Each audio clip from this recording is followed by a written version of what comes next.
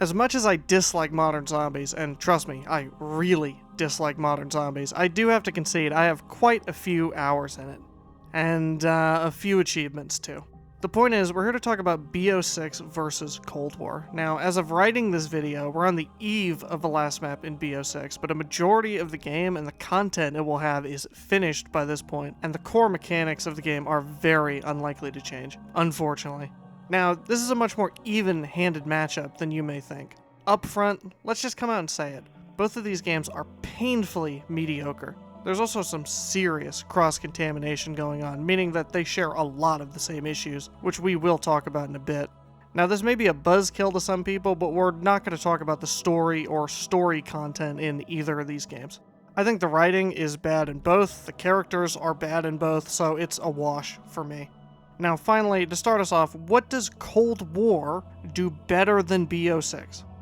Well, when I sat down to write this and gave it some serious thought, I was shocked. But the list is actually longer than you may think.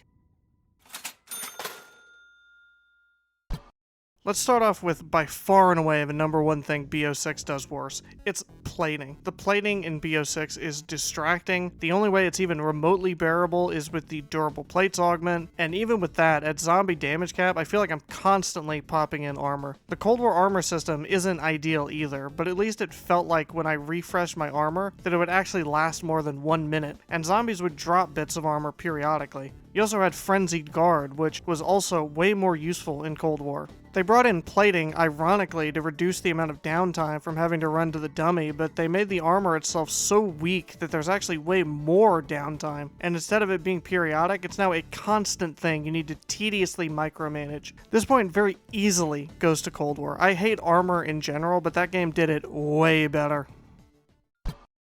So here's one that if you haven't played Cold War much since BO6 came out, I don't blame you. You may genuinely not have noticed, but the reach on zombies in Cold War is nowhere near as cranked as it is in BO6. This is another thing that feeds into the armor system feeling terrible, but on its own this change is pretty jarring. Even with super sprinters in Cold War, you can glide right by hordes and even individual zombies that spawn ahead of you without taking damage. It actually felt good to play, and skillful movement was rewarded. In BO6, however, you're constantly getting chipped when zombies are nowhere near you. It feels insanely inconsistent. Despite the FOV slider here too, I have no idea where the hell I'm getting hit from most of the time. Not to mention all the ranged mini-bosses that are eating into you too, it makes the game feel constantly irritating to play. It is terrible. Yet another point in Cold War's favor.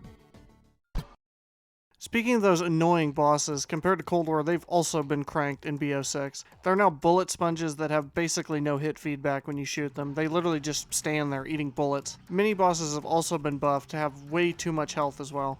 Now don't get me wrong, in Cold War, bosses were spammed a ton as well, but they were such a pushover, especially if you match the right element on your gun. That's why this point is going to go to Cold War, because being able to insta-kill pretty much all of them meant that they barely had an impact on the gameplay, which typically in game design you'd say that's a bad thing, but mini-bosses and zombies, if they're spammed and there's no good counter, break the gameplay flow. And again, that's why BO6 is so irritating to play. Do you want to know why Terminus is not better than Citadel? It's because on Citadel you don't have to deal with any of the boss spam. Those incantations one-shot every boss, and on Terminus you have the Mangler. It's a weaker map for that alone. You're not going to convince me otherwise. This is yet another one that should be kind of obvious. Here, I'll come out and say it. Cold War had a pretty good to decent wonder weapon selection. They all felt good to use, they were all powerful, and they were all new wonder weapons. BO6 up to this point has been pretty disappointing in this regard. The ray gun is very underwhelming in BO6, the beam smasher feels too weak, the jet gun was buffed to the point of being boring to use, and it's a reused wonder weapon. The swords on Citadel feel pretty good after the buff, credit where it's due. The ice staff is comically overpowered with Vulture Aid, it's boring to use, and again it's a reused wonder weapon. The Wunderwaffe was literally in last year's game and the game before that, don't think I need to say anything else. 2 of the 3 Mark II variants are from Alpha Omega in Black Ops 4. One of them is new, I will give them a tiny bit of credit for that, but honestly it's really not all that fun to use. The base Mark II, now that it's on all the maps, feels too weak. Honestly, some of the higher tier bullet guns in BO6 outshine it, so after all that, Cold War very easily wins this point. The balance was better, and honestly, they were way more creative. And if the last map in BO6 also has a reused wonder weapon, then that will be an embarrassing failure on BO6 in this department. The Scorcher in MWZ of all games was more creative than anything we've had so far in BO6. It is truly baffling and lazy. So here's a fun one. The weapon balancing in BO6 just sucks. Cold War had way more weapon variety in its sandbox, not just from what they added, but from the overall balance. Every shotgun was good except the Ironhide. Every pistol was good except the Marshall. SMGs were dominant in that game because of a close quarters weapon bonus, but most of the ARs and LMGs were still pretty good at health cap. When PhD was added, every launcher became great overnight. Snipers, however, are terrible in Cold War, and there actually isn't even a single good one. The ZRG, for example, may just go down as one of the worst weapons in Zombies history. That's as good of a segue as any to talk about BO6 now, because the snipers are the biggest highlight of BO6's weapon roster. They're all pretty decent and have good special effects, but every other category in BO6 is pretty bad to mix. I'm going to leave a DPS chart for the guns in BO6 in the description. Go look for yourself. Basically, anything lower than 100k DPS on that chart is what I would consider to be a bad gun. So that's around 2/3 of the guns in BO6 actually. I will give them credit for buffing pistols somewhat recently, and Double Tap has helped shotguns a fair bit, but SMGs, LMGs, and ARs seriously need another look because a majority of them are very underwhelming. No shade at the creator of that chart whatsoever, but the rating system the chart uses is honestly way too generous. Most of the guns in it I would put 1 star lower than the chart does. Still though, it's a great resource, and shout out to Flo, the person who made it. We'll leave a link to the spreadsheet and to his channel in the description. Now look, as mentioned, Double Tap has moved the needle somewhat for guns in BO6, but in modern zombies, being able to kill at health cap and killing well are two different things. Most of the guns in BO6 are able to kill at health cap, but are they actually effective? No. Cold War had bad guns too, but more guns were better at health cap. The game itself also offered a wider variety of guns, so the point is definitely going to go to Cold War on this one. The mutant injection alone could be the sole reason I give here for why the streaks are better in Cold War, but that would be pretty cheap, so let's go down the list instead. Hellstorm Missile, bad in both games, but worse in BO6, feels horrible to control for some reason. RCXD, complete garbage in both games, honestly it should have been cut. Sentry Gun has also been terrible in both games, but I will give credit to BO6, the targeting on it seems slightly better than the one in Cold War. The Mangler Cannon, I don't even know why it exists. 3 shots, barely kills any zombies, terrible damage to bosses, it's utter garbage. The Artillery Strike or Airstrike lasted a lot longer in Cold War. The Chopper Gunner in Cold War actually lasted longer, and it felt so much better to use than the one in BO6. The shots had way better hit registration and splash damage. The War Machine is now a weird burst weapon, I don't really get it. Honestly, the burst kind of makes it worse, to be honest. Hand Cannon is marginally better in BO6. Death Machine does less damage, has a longer spin up, and worse handling. It also has a faster fire rate, so you end up wasting more ammo in it. Doesn't actually help TTK that much. That's pretty much it. Normally streaks being nerfed would be a good thing for BO6, but the mutant injection exists, so this balancing makes 0 sense in the context of the game. Pretty much all the other streaks suck, and there's one that's just comically broken for no reason, and they refuse to nerf it. This point, once again, easily goes to Cold War. There was a better variety of streaks, and most of them were actually effective. Field upgrades, well yes, they were pretty OP in Cold War, they were much more satisfying to use. Frostblast having 3 charges, a massive radius, and killing everything in one hit was pretty busted, but it felt so good to use. The one in BO6, however, has pretty terrible augments, the radius is bad, and the damage to bosses is non-existent. In this case, I'd rather have it be OP than bad. Bad items people never use, and OP ones get tons of use. It also helps that, as we're going to go over, Cold War had way more viable field upgrades, so it's pretty obvious BO6 did Frostblast worse. Healing Aura is pretty much the same, but if anything, that's the one that should have been buffed. So that's a negative for BO6. I feel the same about it as I do in Cold War. Yes, it would have been OP for it to let you keep all of your perks, but it should have let the person you revive keep at least more than 3 perks. I think 5 perks as a crystal upgrade and an augment in BO6 would have been great. It would give you a reason to use it every time someone goes down, even if you're right next to them. It would have also been great for team play, serving as a mini Phoenix up, and it would make you consider which 5 perks you buy first as opposed to just the first 3, changing the dynamic in co-op games.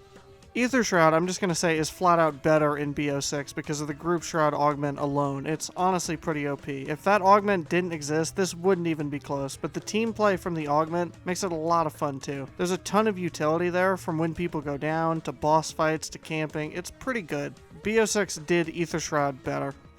Energy Mine was pretty lackluster in Cold War, and without a certain augment is absolutely pitiful in BO6, so that augment obviously being the turret. The turret might as well be a different field upgrade altogether. In fact, it should have been a new field upgrade. Completely retextured with augments of its own. Fundamentally, augments should add on to something, not completely change it, which is why I see the turret as a design fail. Yes, it makes quote-unquote Energy Mine really good, but it's not Energy Mine at all. The other two augments in that slot actually nerf Energy Mine and are not at all worth using. So yeah, it's worse in BO6. I'm not counting turret because it's not Energy Mine. To be clear though, I like turret. It's fun to use, it's really effective. I just don't agree with the design choice there. Call it a nitpick, whatever. I just think it's really stupid. Frenzied Guard has been nerfed significantly, but with the armor system in BO6 and with how it was in MWZ, I don't think it makes a lot of sense. I would actually flip how Frenzied Guard is in Cold War and BO6. Armor being more powerful in Cold War, it would have made sense to nerf it, and in BO6 with armor being weaker and more available, it would have made sense for the field upgrade to be stronger and have more abilities tacked on. The augments for it are also pretty underwhelming and don't really help much. People in BO6 just pop it and then sit there in a corner and use it like quasi-invincibility. Whereas if it made all the zombies walk like it did in Cold War, people wouldn't use it to cheese the game and it would actually have synergy in co-op. People may not agree, but I liked using it way more in Cold War. I prefer that one. Tesla Storm is god-awful in both games, and in MWZ, it literally serves no purpose. It never has. There's nothing it does that something else doesn't do better already. The fact that it was seasonal content, too, in both games is a disgrace. It's a total waste of space. Neither game has an edge here. It's just really, really bad. Please, Treyarch, never bring back Tesla Storm again. Thanks. Signed, the entire community. At least we can be united on this one thing, right? Dark Flare is an interesting idea. It's actually new, so small props for that, but it's pretty meh.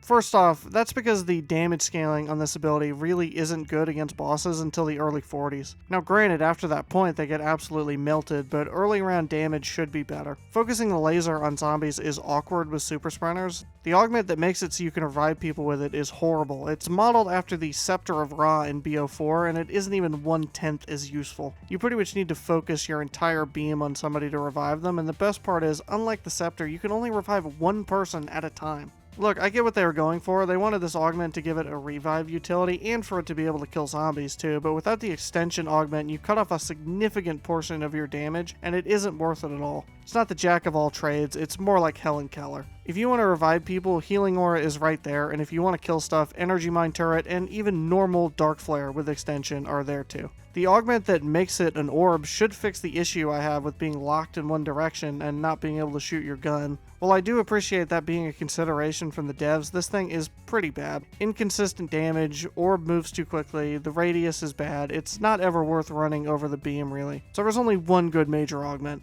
Why would you ever use anything other than extension and extra charge? Even with those though, Dark Flare is very underwhelming for the first 40 rounds until the damage really kicks in, and then it's pretty solid.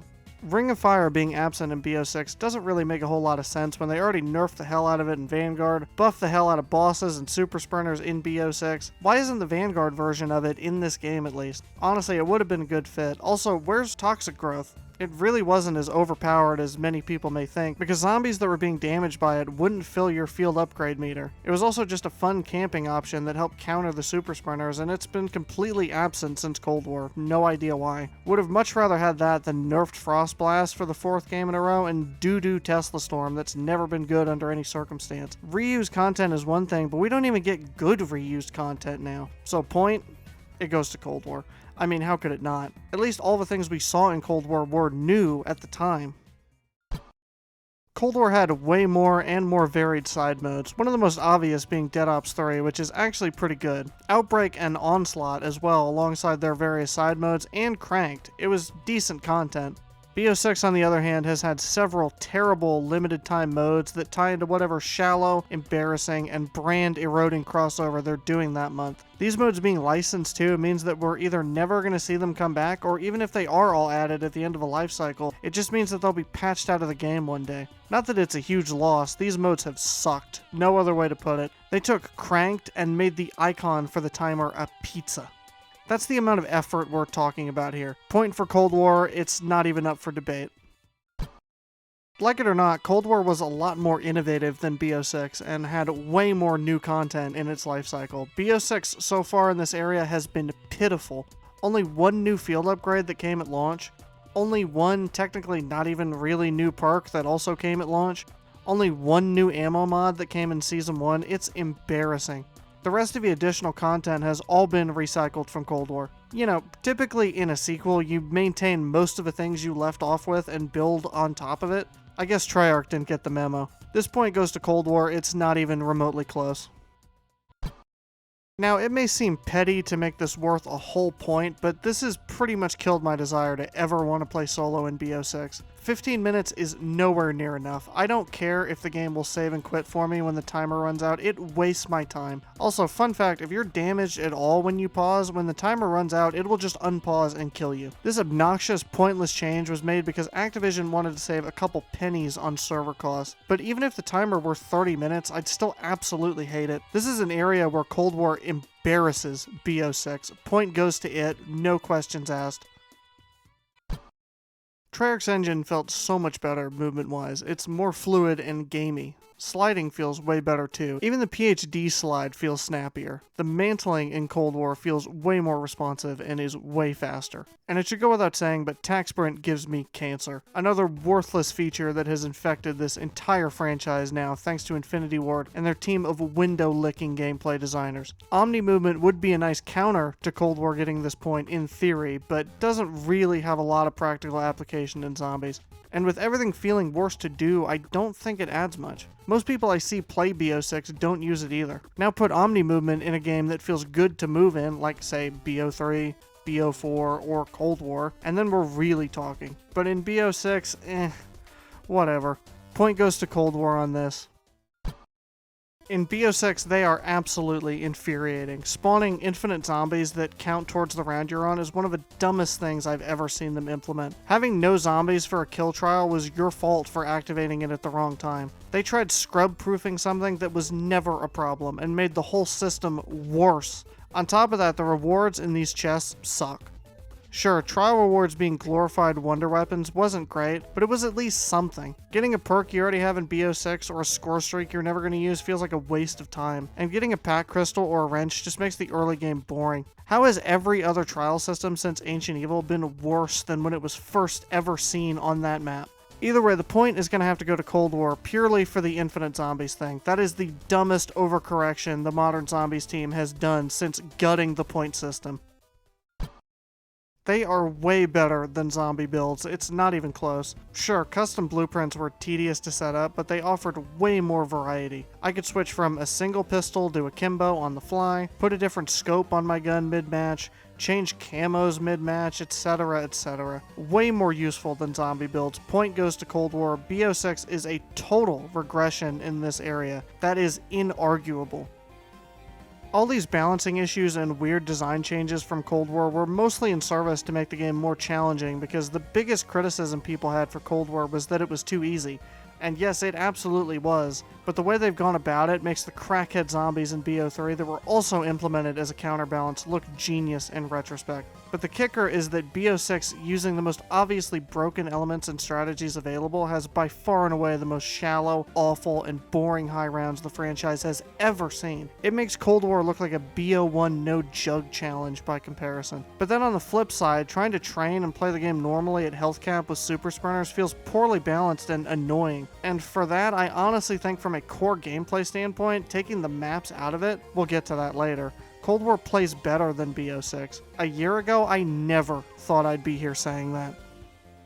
So, as it stands right now, Cold War has a whopping 13 points in its favor. Can BO6 make a comeback? Well, we'll see. Now, let's try to be positive about BO6.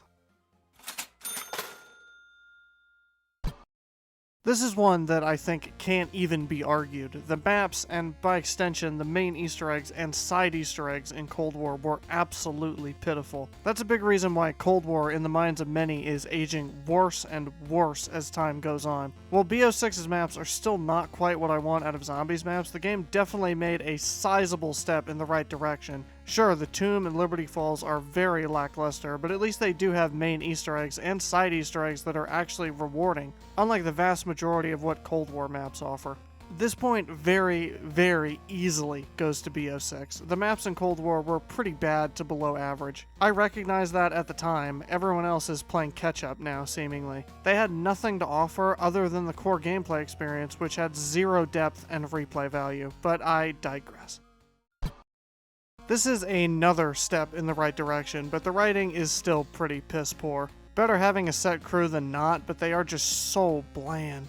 Even if it is half-hearted, I do have to give the point to BO6 here. A bad set crew is still better than not having one at all. Cold War absolutely sucked in this area. In Cold War, there was a cap on the amount of zombies that could be in a round, meaning that after a certain round in Cold War, every round was the exact same. This arguably defeats the entire purpose of even playing the mode. This is why one chopper gunner clears a full round for the entire game. BO6, on the other hand, while the rounds were made much shorter overall from past games, and the zombie increase per round is extremely incremental, only 2 zombies per round in fact, it does at least have increasing zombies per round for the entire game. The overall round cap is also much higher than even Black Ops 3, so the point here obviously goes to BO6.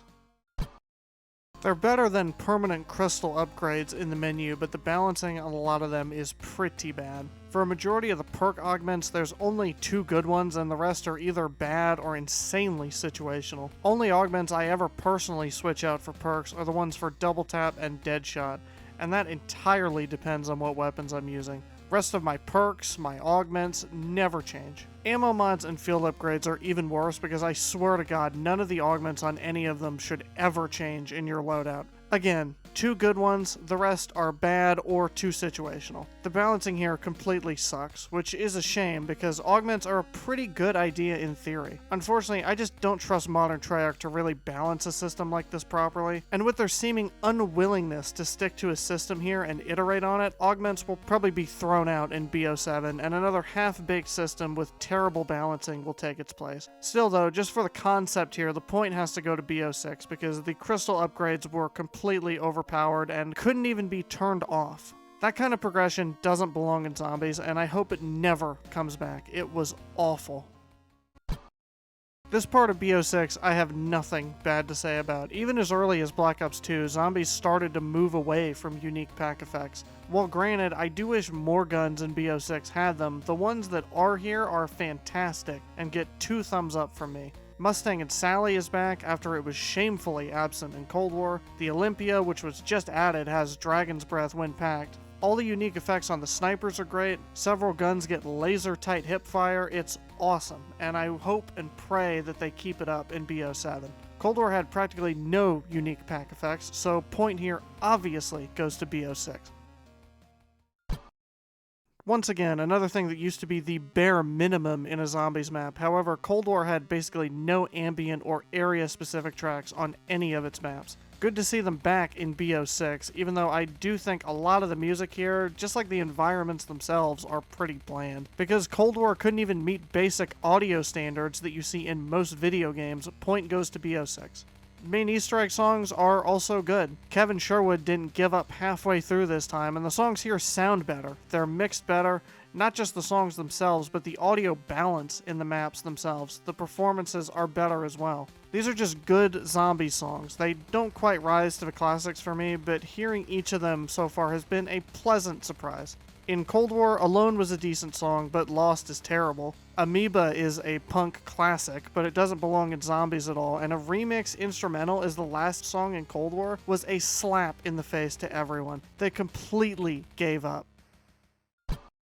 I still wish it wasn't in the game and every perk machine was just on the maps, but this is probably one of the only areas where they actually did listen to feedback. They now spawn in at round 25, and the placements of the machines themselves are pretty out of the way. This also makes it so on every map there are perks you cannot get until round 25. This does help the progression a fair bit too. The Wonder Fizz machines in Cold War were all in brain dead spots and completely eliminated the need to know where any of the perk machines on the maps were. Cold War, once again, completely misunderstanding the fundamentals of this mode. Point goes to BO6.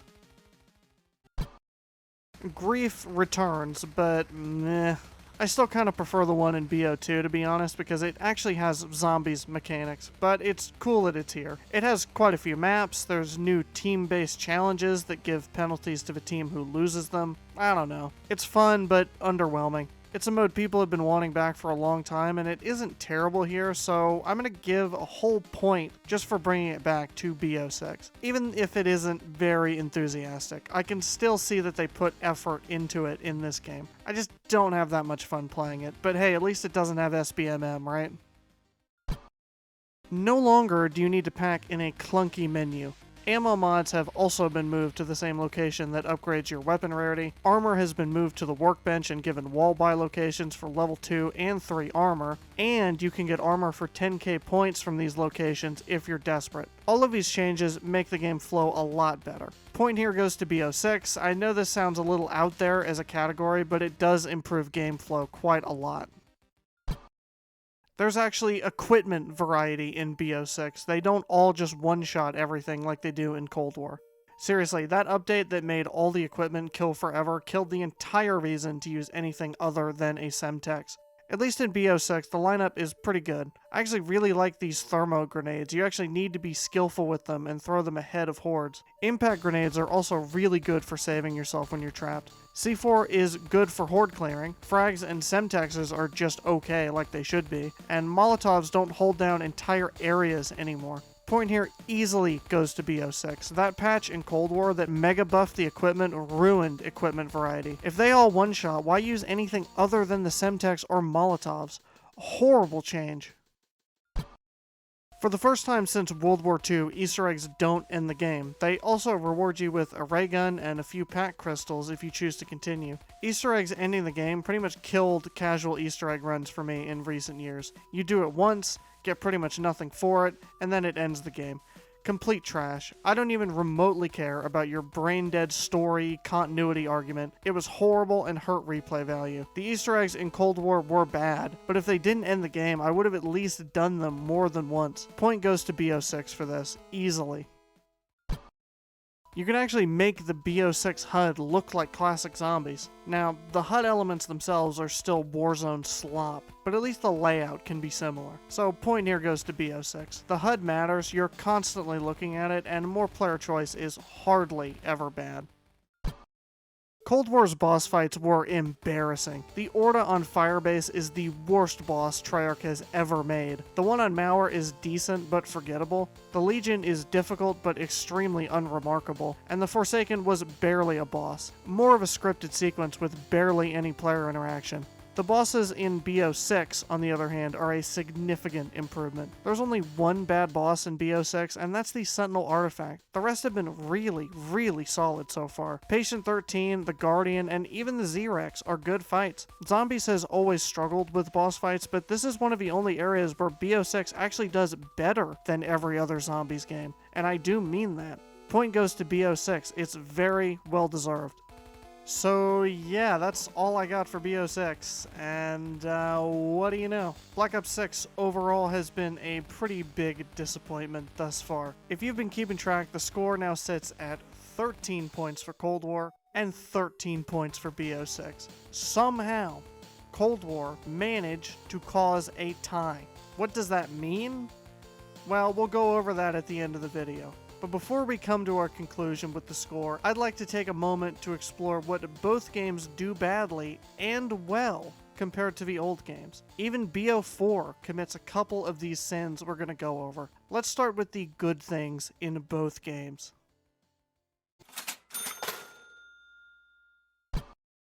This is honestly something I wish was in BO4. While I don't like super sprinters and zombies all that much, this is a nice way to increase the challenge of low rounds with the benefit of being able to speed them up. It's also a nice way of adding another difficulty option specifically for the early game. It should be in everything going forward. I like it a lot. This is something BO4 kind of tried to do, but I think the elemental damage types, in theory, encourage you to use different ammo types on different maps. That's objectively a good thing and keeps things varied. This is one area where Modern Zombies does something better than, say, BO3, and I'd say Cold War and BO6 encourage ammo mod variety on each of the maps. It's a great addition, and I mean that genuinely. Now, this one is more incidental than a direct result of anything to do with zombies, but bridging the gap with platforms helps immensely when playing with friends. And I'll just say from a personal experience that getting a zombies game going with 4 people is significantly easier on the crossplay CODs. I think we'd all love it if the past games got crossplay updates as well, but sadly that will never happen. And that's it for the good aspects of both. It was a pretty short list. Even those were a bit of a struggle to brainstorm. But now it's basically just time to complain about Modern Zombies, one of my favorite pastimes. Here are the same issues that both games share. Let's get into it. This is going to encompass the pack system and weapon rarities together. Artificially breaking up what used to just be packing a gun once and buying one perk, that being Double Tap 2, into this needless Fortnite/looter shooterification with different pack levels and rarity colors is needless. It's to artificially trickle out the power the player used to have back to them to give the illusion of depth and progression in a match. I think they did this because they weren't very creative and didn't want to make real and genuine in-match progression that wasn't just a number tweak instead of different abilities, weapon effects, or even upgradable perks in-game. Those are just a few ideas. There's plenty more you can come up with. BO4 also did this poorly by having to pack each gun 5 times as a substitution for double tap, but even that system was significantly better than weapon rarities. All this amounts to the same philosophy that got us into this mess we're in now, and that's trying to fix things that aren't broken. Only difference now from BO4 is that this is to appeal to a mass market, and isn't for any real Zombies fans that are even still left in the community. Multiplayer streaks that are shamelessly brought in with all the same metal pop-ups to give ADHD kids a false dopamine high don't belong in Zombies. The vast majority of them aren't even themed to fit the mode, and only one of them is, that being the mutant injection, which is so comically overpowered it's pretty much killed high rounds. Treyarch also refuses to nerf it because they want people who lost half their head in a car crash to feel like they accomplished something by getting to a high round. Even with this diminished state of streaks in BO6, if it didn't exist, you could still easily exploit chopper gunners and kill streak weapons to clear hordes. If they didn't exist, even playing optimally, BO6 high rounds would be significantly better for it. Most glaring flaw with the game right now. Cold War was basically the same way, just without the mutant injection. Now, I praised elemental weaknesses. What I don't like is how nerfed ammo mod abilities themselves became after BO4. I don't want them to be like BO3 where they play the game for you and invalidate guns and wonder weapons alike, but I also don't want them to feel useless like they do in modern games. Take BO6 as an example. Other than the lightning strike augment for Deadwire and the liquid nitrogen augment for Cryo-Freeze, none of the ammo mods feel significant during gameplay. Same went for Cold War, even with max crystal upgrades with one key exception. Shatter Blast in Cold War was obviously bugged in a patch and never fixed. I highly doubt it's meant to kill entire hordes like it does, especially since Shatter Blast in BO6 is god-awful and got mega nerfed. BO3 mods, but nerfed quite a bit, are still what I prefer for the series, but that will probably never happen. Ammo boxes and the loadout system have pretty much invalidated weapon variety in this mode. Guns now feel homogenized with loadouts. The worst AR is something like 30% worse DPS-wise than the best AR, and they function identically. Why would I ever use anything other than the best with this system in place? Same can be applied to all the other weapon classes, at least the ones that don't have unique pack effects. Ammo boxes have also negatively impacted wonder weapons. Having infinite ammo for what should be power weapons in a horde mode is so antithetical to how any game should be designed, it's baffling how incompetent you'd have to be as a designer to think that makes sense. Vulture Aid also contributes to this problem in BO6, but it's also in Cold War with the same system and mule kick drops. It's made wonder weapons not feel special anymore. High rounds are now insanely boring, and there's no ammo management at all. They managed to make the max ammo, a legendary power-up in not just the mode's history, but in gaming history, into an underwhelming afterthought. Truly terrible and shameful. The ammo box is just another thing that only exists for Warzone idiots to get the camo in the mode they're never going to play again afterwards because it's shallow and doesn't give anyone a reason to come back. Can you even blame them? It's a terrible system in every COD it's been in. Thanks again, Infinity Ward. This is more of an MP problem, but I'll say broadly, I absolutely despise how terrible it makes every gun look. The base models of all these guns look really great, only for Gunsmith to give every gun nuts and the ugliest looking barrels, stocks, grips, and foregrips you've ever seen. There should be an option to turn Gunsmith's cosmetic changes off, but that'll probably never happen. They need to sell bundles after all, speaking of which. $20 or even more for a skin in a game will never not be stupid. This is also the reason the operator system is needlessly crammed into COD now, another thing Infinity Ward ruined. I mean, they're skins in an FPS, dude. You can't even see them. You're basically buying them so other players can enjoy them. It's hilarious. Sure, Zombies has third person, but it's kind of like playing a Bethesda game in third person. It's pretty jank, and the game clearly wasn't built for it. Also, the view angle for it sucks. You can't see your guns at all while you're hip firing. At this point, if you're buying bundles, seriously, with how bad a lot of them have been in BO6, especially compared to Cold War, I seriously question your mental health. Please take care of yourselves, people. It kills experimentation. I actually think BO6 and Cold War would have been really well suited for perk limits given how the upgrades are handled. Having everything at once not only makes the player too strong, it also kills perk identity. They all just blend together. Perks increasing in price instead of set prices also hurt their identity. BO4's perk system was unironically way better than this trash, but you guys still aren't ready for that conversation. As I said in the last video, this is a direct result of so many teams making the maps now that Treyarch can't even give these areas their own identity. As long as this is a problem with the mode, it will never be as good as it used to be. It could be a great map mechanically, but if it's a place I don't want to be in or look at, it just drags the whole experience down so much. That may sound superficial, but it's true.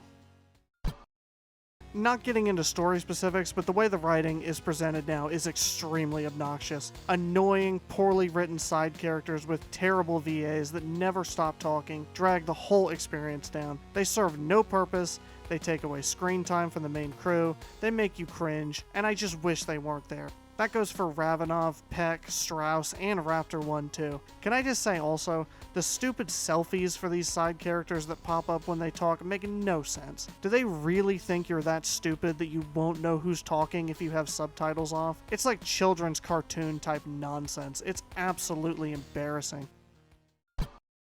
Wall buys are now worthless in modern zombies. Even with scaling rarities, I never ever find myself buying wall weapons. Even if there's a gun that's never been on a new map before, why would I care? It's on every map and I could just spawn in with it. Just like the max ammo, wall buys are a remnant left in solely for nostalgia's sake and serve no practical purpose in gameplay. It's like a glimpse into a version of the mode that was good and made sense. It makes you sad when you look at it that way, but it's true.